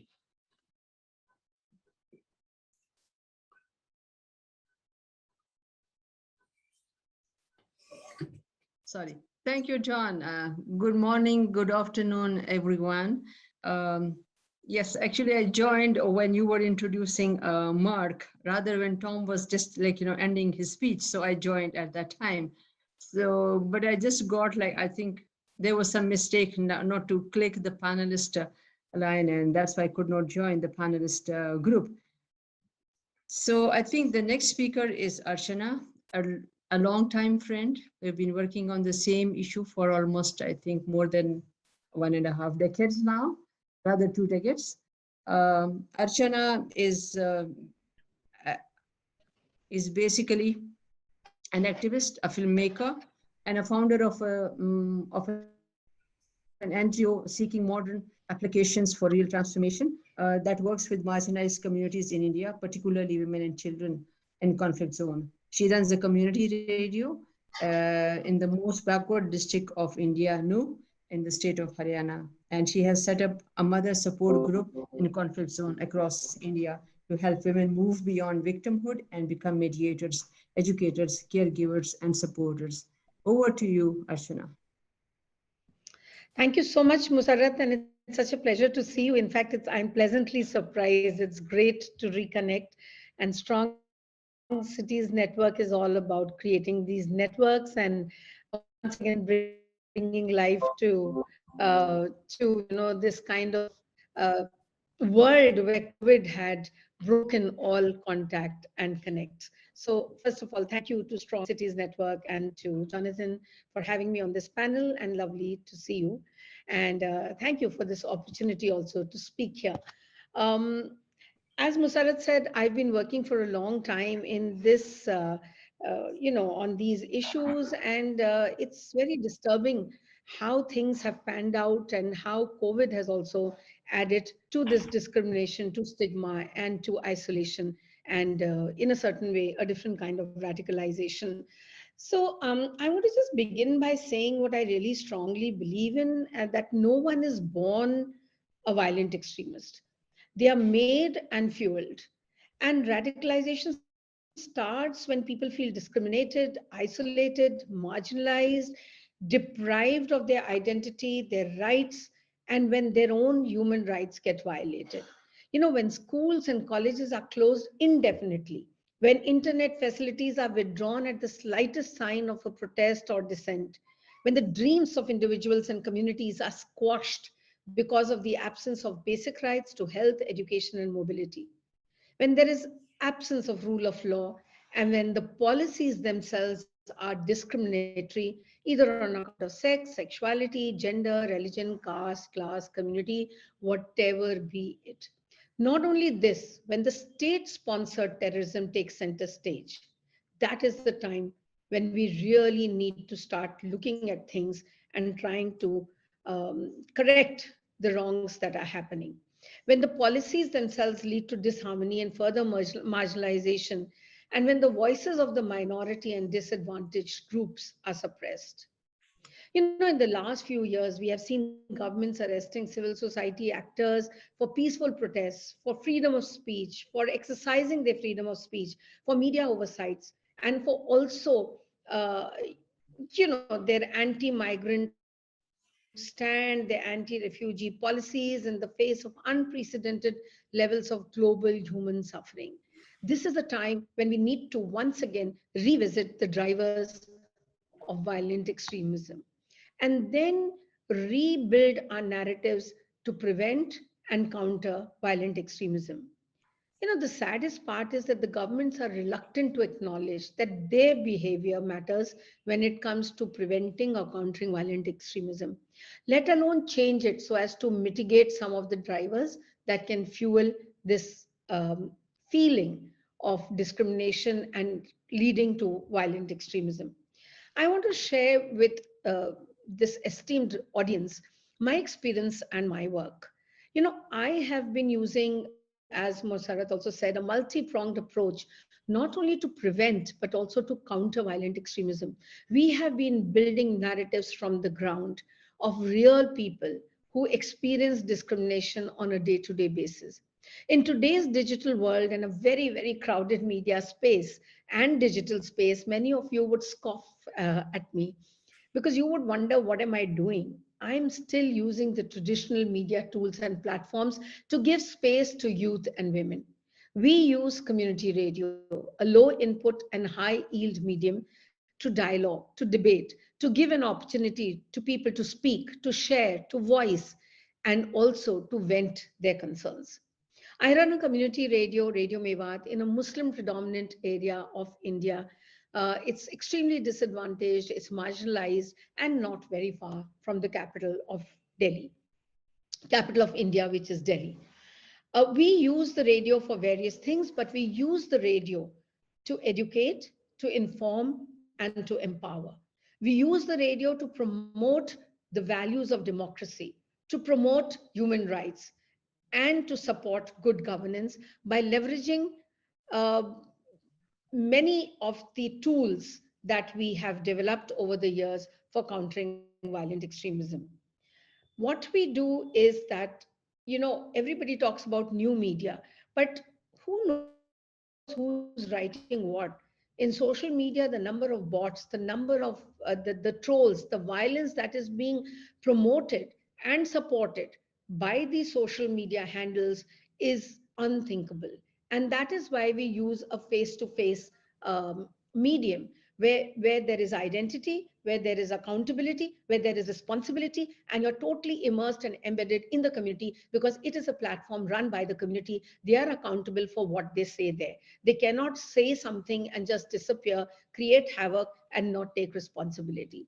We use this local media platform that is run and managed by the community and speaks to the community in a local dialect, is sensitive of their sensitivities, and talks about issues and concerns that are directly related with their lives. So the radio places communities at the center of the planning and design of all the interventions. Through its very inclusive, participative, and accessible approach, it builds partnerships with leaders, institutions, networks to address the drivers and root causes of violent extremism, such as already mentioned, exclusion and poor governance. In many ways, the radio aims at strengthening the relationship between the state and its citizens. It acts as a bridge between the people, the community, and the power that is the authority. It works towards building trust, giving platforms for dialogues, and creating this opportunity for people to air their concerns and talk to those in power. Mewat, where I work, has a substantive refugee population in the district. So we also support very effective cultural communications to build an environment for integration, for assimilation, for respect, and for peaceful coexistence. So we engage the at-risk youth, women, and communities to take lead, collect voices of dissent, and find ways of addressing their grievances. To give you an example, during the pandemic, and I'm still caught in the COVID pandemic and its aftermath, because we witnessed one of the worst forms of the virus, and we had two surges. Last year wasn't as bad as what all of you must have seen the visuals and also read in the newspapers. But I'm taking you back to March and April 2020. In India, the Tablighi Jamaat was accused of being super spreaders because of a markaz that was held in Delhi. For days, the media went all out blaming the Tablighis and targeting them. The place where I run my radio station is where the Tabligh was started in 1926. So a large number of people also participated in this conglomeration. When they returned home, they were looked at with suspicion. They were addressed as carriers of the disease. They felt stigmatized and discriminated. When we used to get the list from the district authorities every day in the evening as a radio, we used to get this list because we were supposed to announce, we would get this, so many tablighs, tests being conducted for so many tablighs. Tablighis driver tested positive. Tablighis colleague tested positive. This is the way that we were addressing people with COVID. It was such a difficult time. So we were not only looking at integration and bringing back these people when they had already been targeted, but also addressing the 24/7 social stigma and discrimination that they were facing every day. Majority of them were tested negative, yet they went through trauma and ostracization. Thus, our effort is to promote peace, promote respect, promote tolerance, and foster inclusive and peaceful societies where everyone has an opportunity to speak, to share, and to voice. So we are deeply invested also because, whenever we talk about violent extremism, we'll go back to the traditional things that we used to discuss 7, 8, 10 years back about unemployment, about not having identity and things. And for me, a lot of it still continues. People may have moved on, but because I work in rural communities, because I work with the most marginalized people, I think that some of these concerns still exist, and these are some of the drivers of violent extremism. So we are also invested in providing skills for livelihoods, and sustainable skills is what we are looking. So post-COVID, when a lot of people lost their jobs, there was nothing available, the burden was on the woman. So we created this opportunity in the area where we worked with approximately 300 women and produced about 60,000 masks. We were also covered by Discovery Channel, and we were called the heroes of COVID and whatever, and a lot of media covered us. But what was important at that point of time is that how do we create an inclusive space where they can earn their livelihoods and they can live with dignity. And that is what we feel that as a community radio station we have been able to do. We have also produced programs and podcasts to promote peace and tolerance, and we have done a series of 30 podcasts for Kashmir, and we all know what has happened in Kashmir. We all know that schools and colleges were shut down from 2019 August, and the opening up has been very slow, and then COVID hit, so the whole country was experiencing what Kashmir has been experiencing for years. But having said that, can I request you to just wrap it up? I'm just coming to an end. So we also produce programs and podcasts, and we try to create an environment of inclusion, and then we share this with the 300 odd community radio stations that are working across the country. So we help build political consciousness, promote critical thinking and broad-mindedness amongst the youth, and encourage them to hear the nation which exists in everyday lives. Our effort is to create safe spaces for the youth to counter fake narratives and fake news, which is one of the biggest contributors to spreading hate and to spreading violence. We try to facilitate and guide and explore and create these very challenging situations where the youth can come out and look for solutions. So what I would like to end by saying that what we are trying to do is that we are trying to use an extremely hyper local media platform to work around the problems of injustice, the problems of unjust states and societies, of discrimination, by educating the community, informing them, and building their capacities so that they can live and lead lives of dignity and respect. So I'm going to stop here, and thank you so much for giving me this opportunity opportunity and sharing my own experience of running a community radio in a marginalized area in India. Thank you, Archana. I think there are so many points that you have raised, and the way you have been working, like in those communities, and especially during the COVID, and where the state itself is sort of, like you mentioned, promoting certain extremist tendencies within the communities. I think your work is really an example for all of us to follow. Thank you for sharing your very insightful work with us. Now, our third speaker is Gihan Pereira, who is the Executive Director of National Peace Council Colombo, Sri Lanka, which is a non-governmental organization, and it engages in peace building. This organization focuses on building public support for a political solution to the ethnic conflict that led to 3 decades of internal war and terrorism, and on supporting inter-ethnic and inter-religious conflict mitigation and PVE measures through community cohesion. Mr. Gihan Pereira. Thank you. Thank you, Mossarat. As Mossarat explained, Sri Lanka is a multi-ethnic, multi-religious country which has experienced war. And one of the big problems in Sri Lanka is that its democracy has been utilizing the ethnic and religious differences for politicians to achieve positions of power. And so political leaders set a very bad example. They mobilize ethnic and religious hatreds. And so therefore I was envious of the situation in northern Macedonia, because there Aleksandar was showing a model that we don't have in our country, where the state itself is consciously trying to prevent ethnic and religious extremism from developing, because in our country the state itself actually promotes that, because they want to come to power. And I mean, the current problem for 3 decades, which ended in 2009, 3 decades prior to that, there was a civil war which pitted the state, the government, against the Tamil minority, which wanted to separate from Sri Lanka. There are Tamils living in India too. There's a connection between them. So there was a lot of hatred there.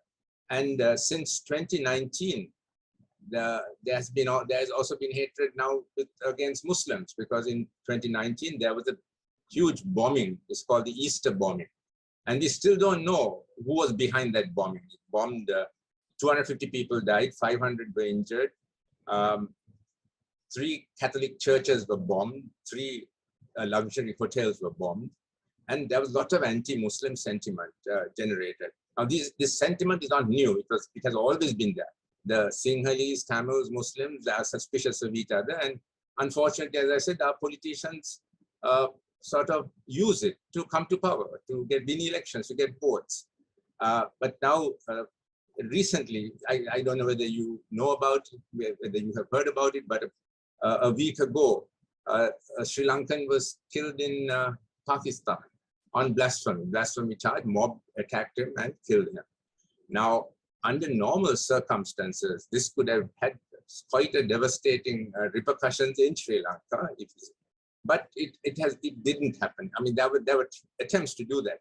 The social media, there are racist people in our country, so they tried to make out that this is a campaign against Sri Lankans, against Buddhists by Muslims. But because Pakistan has been a strong ally of Sri Lanka in its when it was fighting against the separatism of the Tamils, Pakistan supported Sri Lanka a lot in military. Pakistan has been supporting Sri Lanka in international forums. When Sri Lanka is charged for human rights violations and war crimes, Pakistan sides with Sri Lanka. And also, on this occasion, Pakistan Prime Minister Imran Khan has gone out of his way to express his sorrow or regret. They have compensated that family. So this has not taken off. But the point I'm making is, now, under normal circumstances, this could easily have been made into some communal violence, extremist violence. but it didn't because the political leaders did not want that. The political leaders of Sri Lanka didn't want there to be extremism. So, but on other occasions, they have permitted it. Like when the Easter bombing took place, there were riots against the Muslims. It was very difficult to stop because they were politically motivated. Political parties were involved in it. So then it's very difficult to stop. Now, my organization is an NGO. We are not very, I mean, we are not powerful because we are an NGO, relatively small NGO.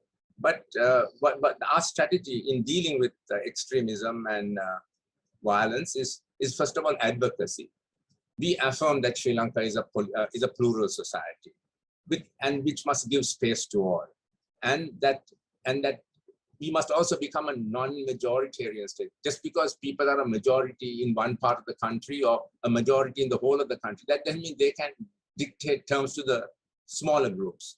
So that message we take. Then we also make contextual analyses. Like, for instance, we pointed out that, yes, a Sri Lankan was killed in Pakistan in a very brutal way. He was tortured and burnt alive. But we have done the same ourselves in Sri Lanka. Sinhalese, Tamil, Muslims have burnt each other alive. So don't try and pass judgment. So that advocacy message goes out. Then in addition to that, we do community activism. Mr. Pereira, you have just a few seconds to wrap up your presentation. Yeah, we have set up community groups at the local level, interreligious groups, which we link with police and local government. Because the people at the local level, the government officials, the police at the local level don't want riots. So they are happy to cooperate with us. And so that is one of the successes and we give them capacity building. We engage in hate speech, education, counter narratives, importance of fact checking. Yeah, so I'll stop with that. Thank you. Thank you, Mr. Jihan. I think we do understand there are so many similarities between the states in the region, and we as civil society, I think we really need to coalesce, to network, to respond to the situation in our own states, but that cannot be done alone. We have to put up our things together. Thank you for your presentation. Our last, of course, the fourth speaker is Aishat Alinas, and she is the founder and consultant. She's a founder and consultant clinical psychologist of Maldives Institute for Psychological Services, Training and Research. She has a PhD in clinical psychology from Manchester University, UK. Her research focuses on the area of anger, aggression, and violence in South Asia. Over to you, Ms. Aishat Alinas.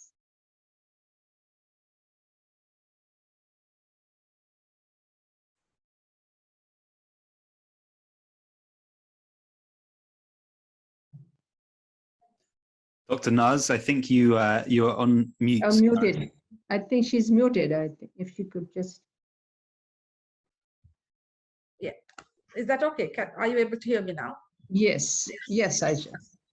Thank you very much, Mossarat and Johns, for inviting me and giving me this opportunity to reconnect again. Yes, the role of civil society in a whole society. I mean, Maldives, everyone knows as the paradise, but we also know that we have got religious and political goals, and it has resulted in the introduction of ideologies which promote terrorism. And this we have been saying it for some time. Our peaceful society, in our scattered islands, we see pockets of violence, violent extremism, and it is indeed very sad. I'm just quoting what our president has said when he released the national action plan for preventing and countering violent extremism in the country. And we have seen in his quote that he's saying since 2012, several young Maldivians have immersed, with the various, have gone and joined different groups, being recruited, has been radicalized. And our young people are traveling to islands, and it's a big thing for us.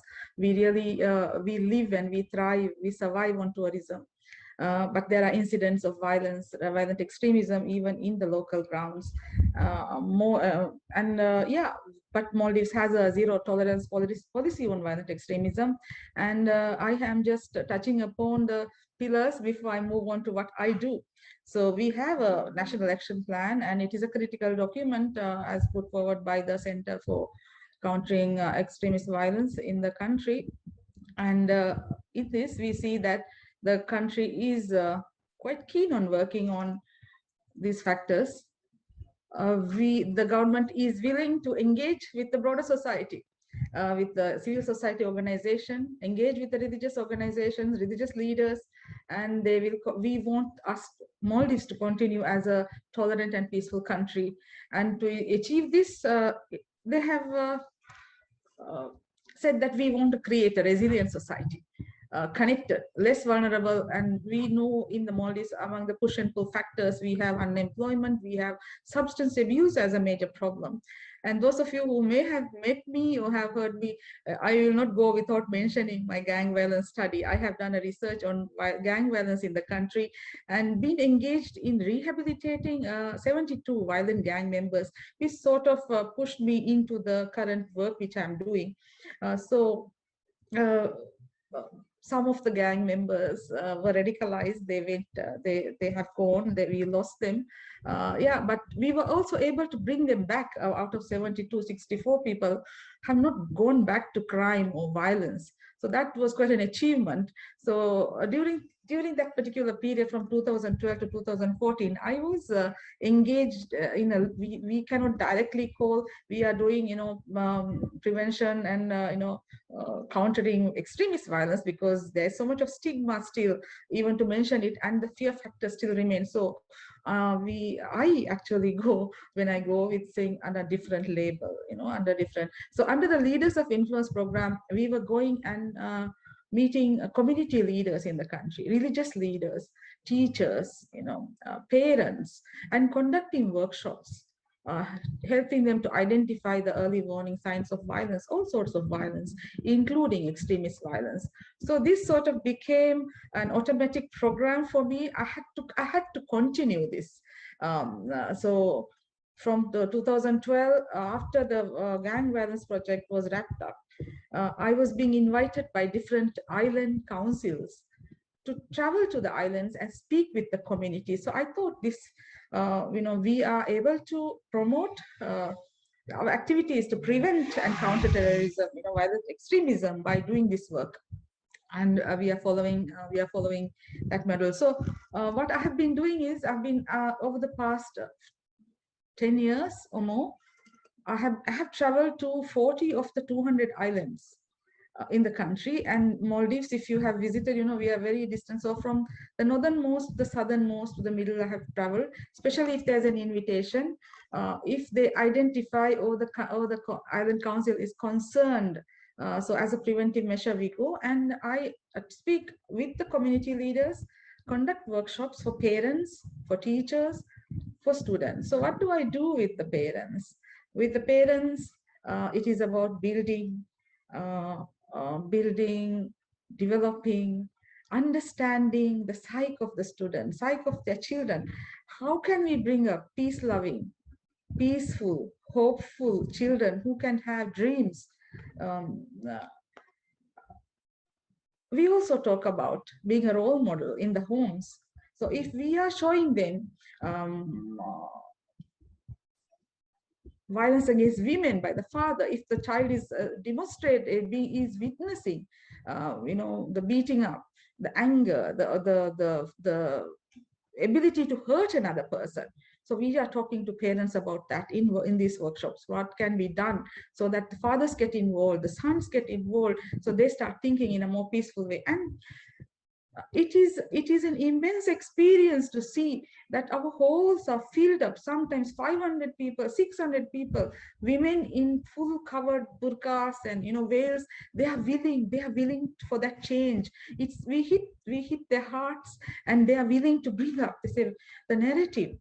The narrative in the parent is changing, wanting, not having violence in their lives is a choice they make, and that is what they are going to teach the children. Then when we meet the children, what I am doing is, sort of develop a life plan for next 5 years, next 5 years, next 5 years in the various areas, not only their academics, where do they want to see themselves in their careers, in their financial status, spirituality and religion being one of the factors. So they see themselves as spiritual people, developing the meaningfulness in life through religion, through peace, through kindness, through humaneness. And how will we achieve it? And that is taken very well by the students. So their dream is to become a peaceful, loving citizen. And they write their new narrative on their papers. How will they promote this peace, the peaceful activities? Then when I meet the teachers, I have conducted several workshops for the teachers. And in these workshops, how will they identify early warning signs of violent extremism if they're seen, and what they can do? So immediately after these workshops, if parents have felt that they have seen this sort of behavior in the children, they have the freedom to come and approach us as an organization, and we are able to talk to them, help them, and then that is when they can be brought for rehabilitation and interventions. Similarly, they may go through individual level work, or they may go through group work. They may be referred for religious scholars, which we have sort of vetted, screened, who are able to, not radicalize them, but then take them to the goal we hope to take them to. So this is the sort of activities that I've been doing.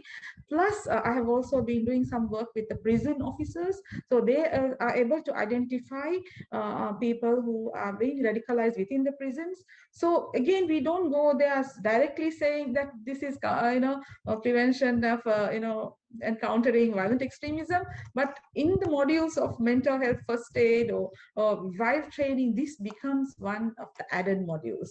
This becomes a main core module, which through the other directions we are able to address. And yes, it is well received. So I do conduct a lot of free sessions across the country, and FB Lives. I use FB Lives, especially during the pandemic lockdown period. Lot of requests were there. So parents who were concerned, people who were going online looking for greater meaning through this, so they had a direct access. So I was able to do several weekly FB Lives, and I addressed the same concepts when I could not travel. So we Ms. have Das, can I request you to just wrap it up, in few seconds? Yes. Because we're really short of time. Thank you. Yes. So that's the key things. If we could just quickly see the slides, so you would see, some of the pictures. If you would just run through it.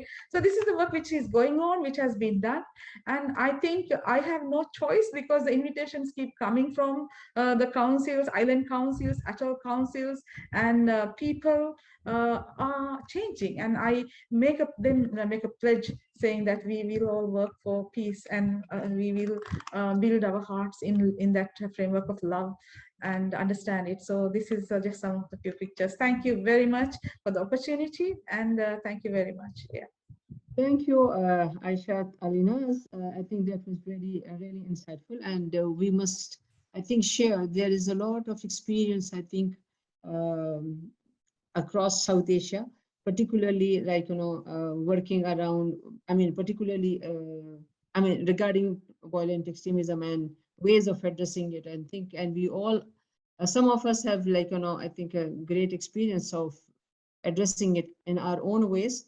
And if we share, we have a platform like this, the Strong City Network, I'm sure we can develop the best of the models, and lessons can be learned from our interventions at different levels. So thank you, all the four speakers, for giving us their sharing with us your very rich, I would say, experiences and the knowledge. So thank you, and thank you, John, for having me as the chair. Thank you so much, Mossarat, and yes, thank you to all four panelists for that excellent discussion. I just want to apologise for the fast-paced nature. I know there's a lot to get through here today, and there has been a lot of excellent points being raised. I now just want to move on to our final keynote today, and that's from our colleague Jasmeet Sahotay. Jasmeet is project coordinator with the Young Cities program, which I mentioned earlier is the youth pillar of the Strong Cities Network. Jazz supports the delivery of the Youth Innovations Lab, manages the communications for youth-related programming, and supports the development of new project activities and strategies. So without any further ado, Jazz, over to you. The floor is yours. Thanks, John. I'll keep it short and sweet. Yeah, before I start, I just think it's really important to acknowledge how valuable it's been for me to hear you all speak and contribute today. I find it really touching to see people from different ages, religious backgrounds, nationalities come together to focus their attention on these issues of preventing hate and extremism, especially with regard to a region that knows their effects viscerally. Next year, of course, will be 75 years since the South Asian subcontinent experienced a frankly indescribable trauma that has affected literally billions of people across 4 generations, including my own family. And every country in the region, not only those affected by partition in 1947, has its own traumatic past, past from which it's proven extremely difficult to extricate. And cycles of violence, as we all know, continue to be experienced today in the region, sometimes indeed, as Jehan noted, intentionally replicated by successive governments. And I feel, in short, that if we wanted to affect genuine change and break those grievance-based cycles of violence and intergenerational trauma, we must do better at putting young people at the center of our conversations. And to boil it down in one sentence, I think this is why. Young people have always been and will always be at the center of that trauma. They are the ones whose right to a happy and peaceful future are most affected. They make up most of the perpetrators and the victims of violence, and they'll feel the consequences of perpetrating or suffering violence the longest. So Young Cities, as John mentioned, is the youth arm of the Strong Cities Network. And along with its sister project, the Youth Civil Activism Network, also known as Youth Can, and Strong Cities, we've been working in Asia, South Asia, and in particular in India and Pakistan for over 4 years. Next year, we plan to launch as well our youth-focused activities in Bangladesh. In that time, we've been trying to understand the significance of young people's role in the prevention of violence and empower them as credible and powerful actors of change. And here is just one important point we've learned along the way, that young people are often stuck between a rock and a hard place. Rapid urbanization, expanding economies have unfortunately failed to benefit young people who are under-engaged in employment, education, and policymaking, and simultaneously living in some of the most uncertain and dynamic times where financial safeguards, climate security, and having soft skills like digital literacy are extremely important for their well-being and happiness, but are lacking. And this is true for millions of young people across the subcontinent. And as a result, these young people are especially vulnerable to the effects of socioeconomic and political marginalization, effects like increased intolerance, social polarization, and religious extremism. Extremist groups that we've seen in hardline religious groups like the TTP or TLP in Pakistan, the ABVP and other Hindu extremist groups in India, or the JMB and ISB in Bangladesh, and of course many, many others, are effective at leveraging youth marginalization and persuading young people of their ideologies. That's because they play on complex identities, use social media in a way that young people understand, exploit a lack of education or digital literacy, and take advantage of government missteps and employ narratives that reflect otherwise mainstream norms and values. The student wings of political parties, especially across the subcontinent, which are in many cases comprised of young and well-educated men in particular, traversing socioeconomic strata, have been responsible for some of the most notorious cases of inspired violence. Oops. And much of this violence intersects, of course, with more prevalent cultural norms such as misogyny, transphobia, and religious discrimination aimed at the minority populations present in each country. And I'm sure all of you can think of multiple examples of them. So if extremist groups and extremist violence is the rock, then a lack of meaningful engagement in decision-making combined with corruption and other unjust practices are the hard place. We know from our own resilience studies that one of the most important contributors to a healthy civil society and a socially resilient population is the authentic inclusion of young people in localized participatory governance structures. The word authentic, I feel, should be emphasized in this context, because tokenistic inclusion, where young people are paraded for good optics, or the romanticization of their suffering or the commercialization of their causes, are only damaging forms of inclusion. And additionally, and touching on something that Sirajul insightfully said, we need to make sure that we're not including them just for single project cycles, hitting KPIs and going home. Authentic inclusion instead means bringing them into policy discussions early, especially when trying to understand grievances and needs, establishing co-design processes where young people are as much a part of finding the solution as traditional policymakers, challenging predefined notions or assumptions about young people and their role, whether it's diminishing or lionizing their role when talking about them and to them. Archana specifically mentioned that sometimes traditional media is more effective in reaching young people. Understanding young people's daily lived realities is so important in effectively engaging them. Penultimately, supporting a healthy civil society, of course, through funding, cooperation, and rhetoric, so that young people feel safe and able to explore those avenues of civic engagement fearlessly. And finally, I think most importantly, accepting that young people are sometimes going to hold opposing views and be angry for reasons that we won't understand. And I think that's the nature of societal growth. It's, as ASAP touched upon at the end, an important function of being a role model to acknowledge and accept that. In these cases, empathy and transparency are two essential qualities that I think we should be striving to embody. Now, through youth policy dialogue processes that we hold through Young Cities, or the activism trainings we conduct as part of Youth Can, as well as sessions like the summit organized by the STN, we can make some of those inclusionary practices a reality, but there's obviously still a long way to go. And bringing these practices to the center of the discussion, like we're doing today, is the first step. And in conclusion, I think it's important to recognize the central role of young people in preventing extremism, sure, but not as simply small cogs in a large machine. Rather, it's my belief that they should be the central cog around which other cogs are enabled to function more effectively. And I just want to end on kind of just expressing deep appreciation for the opportunity that I was given to advocate on behalf of young people today. You know, according to many definitions, including the UN's, I'm still a youth.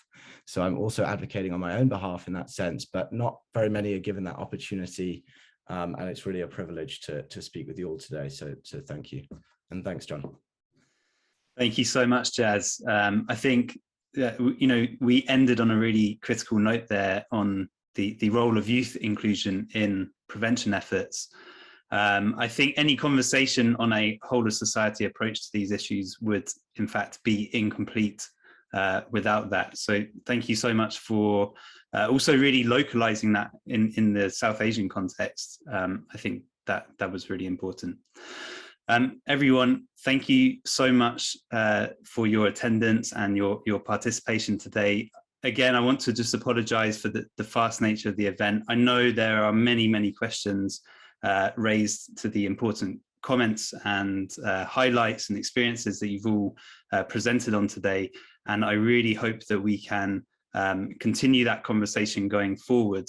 What we will do with the close of this summit, we will circulate a summary document that lays out the highlights, the key themes, the lessons, and indeed some of the challenges that many of you have raised today.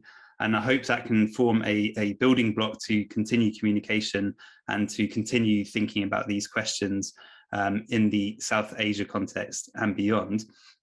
If I may, very quickly, I just want to talk about where we plan to go as a network moving forwards in the region. We are moving to a strategy of regional hubs. The idea and thinking behind this strategy is to really promote and empower the learning and sharing of lessons between countries in the regions that we engage, but also importantly to do what we've been talking about today, which is to elevate the role, elevate the voices and perspectives of local actors in the regions that we engage, not only nationally, but also globally. So we will be setting up a South Asia regional hub, which we also hope to staff in South Asia. And we look forward to engaging all of you that have been involved today and indeed in the summit more broadly on this regional hub. As ever, if you have any questions or comments or suggestions, you can reach us at info@strongcitiesnetwork.org. And we'll be pleased to continue that dialogue and conversation moving forward. But with all that said, I'd like to thank all of our panelists and audience today once again. Thank you so much for your engagement on these important issues, and we wish you a wonderful rest to your day. Thank you very much. Goodbye. Thank you. Goodbye. Thank you. Thank you, John. Thank you. Thank you.